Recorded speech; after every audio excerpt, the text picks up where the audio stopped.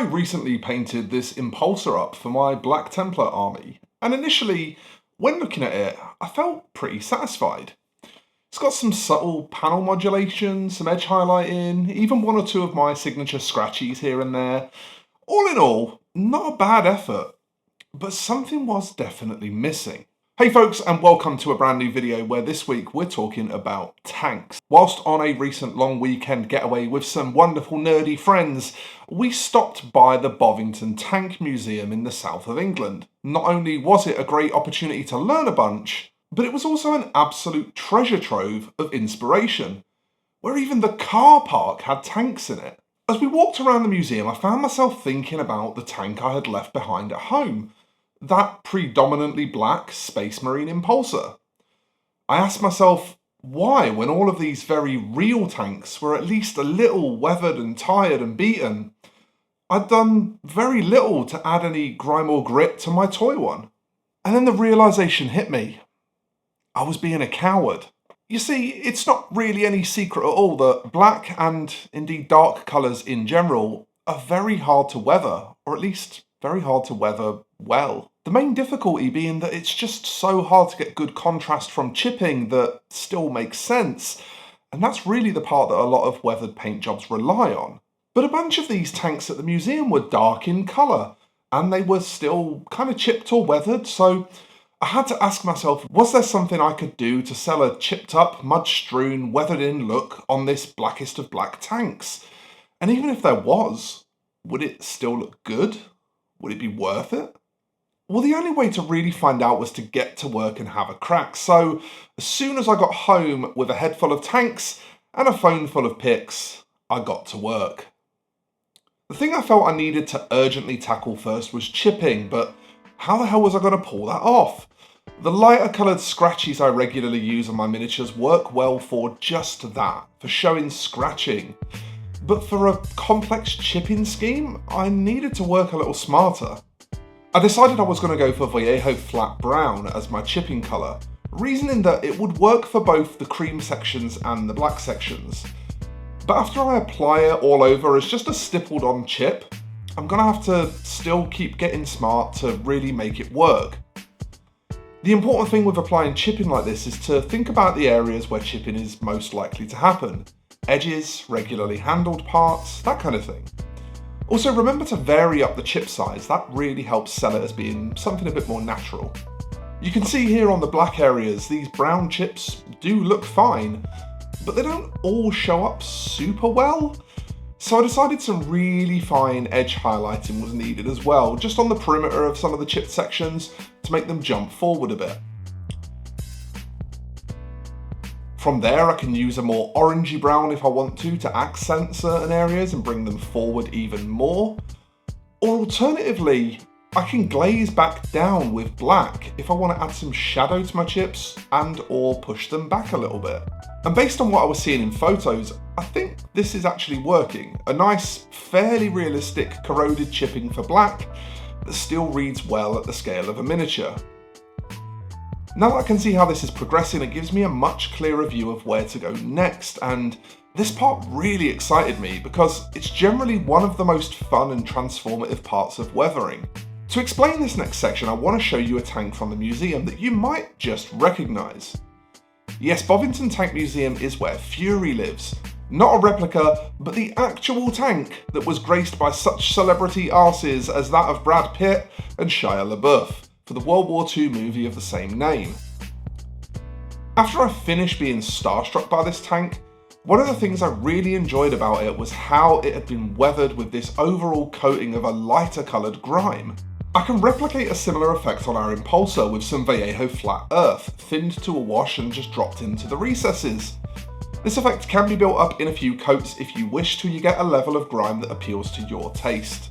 But what I ended up doing to build up my grime is adding another layer over the top of Vallejo Deck Tan over that flat earth to accentuate some areas with a lighter value. By selectively building this up in the most noticeable areas, it produces an awesome looking grimed out effect. And with a bit of that built up, I was now starting to feel really confident with how my tank was coming along. The journey was starting to feel worth it. At this point in proceedings, full of confidence, I decided I was going to take a little break from the bodywork to round out the tank a bit more by addressing the tracks. And yeah, I know, the Impulsor doesn't have tracks, but these little panels around the outside very much give the same feel, so I'm going to treat them the same way. First off is this all-over wash of Vallejo charred brown to dull them down good and proper. And then with that down and dry, it's back to that previous orange-brown wash that I was using to do some more accenting. The idea here is really just to pull a bit more contrast into the equation. So rather than the all-over treatment of the first run, I'm just focusing on select areas of detail here. With that done, I knew I was getting close to what I wanted at this point, and so taking a second to weigh things up again, I quickly figured out what the next step should be. We're going to do an absolute festival of streaking here. First of all, looking at water streaking, which would pick up that grime colour, and so I'm using the same pale colour I did my dusty grime wash with. The paint here is thicker than when I did the grime wash, just so as to be a bit more controllable, but it's still pretty thin so that it goes on light and just a little bit transparent. After that's done, I can decide if I want any rust on my metals. I think a little is generally fine, so long as you don't go super crazy. I decided to just put a few dots here and there on some of the fixings and fittings, and I'm just using dirty down rust because it's just so easy. You just paint it on, and if it doesn't look right, you delete it with water. Really straightforward. And then came the final phase of my frenzy of streaking with some Vallejo Emerald to create some verdigris. I love how over the top this colour is for verdigris.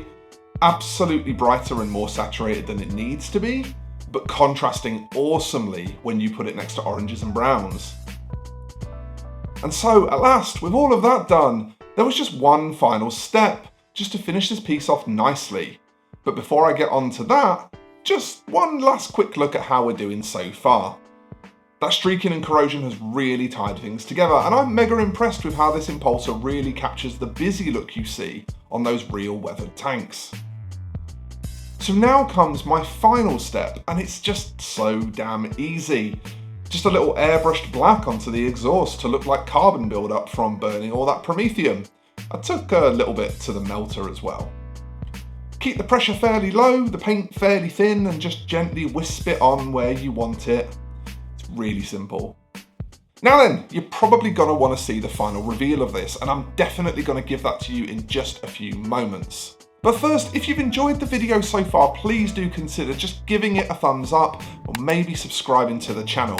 That really helps by telling YouTube to show it to more people, and that helps the channel grow. If you love what we're doing here and want to help support me to continue doing it full time, you can do that by checking the links below for my Ko-fi and Patreon, where you can subscribe for as little as £1 a month and get some really cool features and bonuses, including access to my exclusive supporter Discord. Right then, let's get back to the tank. A finished piece all done and dusted is honestly exactly what I wanted. In reality, chipping and weathering isn't a neat and tidy affair. It's the result of a machine being stressed and abused and battered around. And I think the busy and frantic nature of the approach I took to weathering really captures that. There's probably a takeaway that you can vary the amount and intensity of all of these techniques if you have differing tastes. But for me, this is definitely where I wanted it to be. So thanks to my 200-mile journey to Bovington, I feel I was able to accomplish what I wanted, and I can't wait to apply some of this inspiration to other vehicles in the future. But what do you think? Is trying to capture the chaos and busyness of real-world weathering a good idea when applied to miniatures? Do you prefer the more traditional hobby approach of just a little sponge chipping and lots of known oil and agrax? Drop a comment below this video and let's talk tanks. I'd love to hear what you think. However, until the next one, folks, that is about all from me. So thank you so much for watching, and I will see you in the next one. Bye-bye for now.